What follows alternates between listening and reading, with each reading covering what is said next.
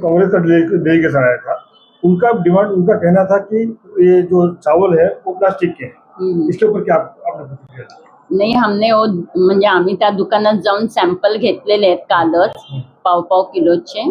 ज्या गोणीतनं वितरित केलेले होते त्याचे 4 हे घेतलेले आहेत पाव किलोचे डब्बे, आणि प्लस दुसऱ्या गोणीतले पण घेतलेले आहेत, आणि पंचनामा पण केलेला आहे. आणि आम्ही पोलिसांना आज पत्र पण देतो आहे, ज्यांनी व्हिडिओ बनवला ते परस्पर म्हणजे त्यांनी व्हिडिओ बनवलेले, आमच्याकडे त्यांनी काही तक्रार घेऊन आलेले नाहीये.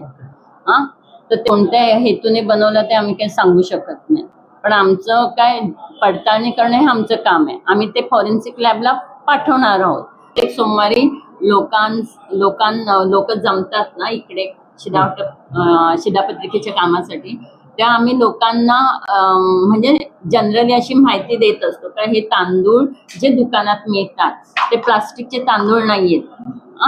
ते फॉर्टिफाईड राईस आहे, आणि त्याच्यात विटॅमिन्स वगैरे आहेत, विटॅमिन्स, फॉलिक ऍसिड वगैरे मिक्स केले, म्हणजे ती प्रक्रिया करून तांदळाच्या पिठावर प्रक्रिया करून तो तांदूळ 100 किलो मध्ये 1 किलो प्रमाणे मिक्स करून वितरित केला जातो.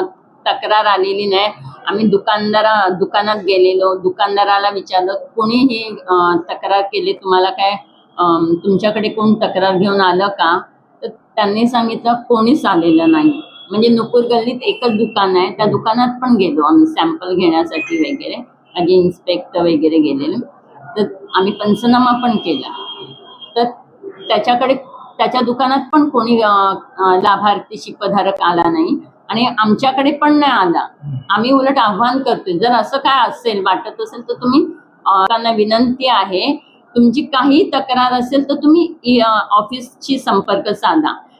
केवळ व्हिडिओ वगैरे पाहून किंवा लोकांमध्ये संभ्रम निर्माण होईल अशा गोष्टी पाहून तुम्ही आहे की तुम्ही ज्या कन्सर्न अथॉरिटीकडे पहिल्यांदा तक्रार केली पाहिजे.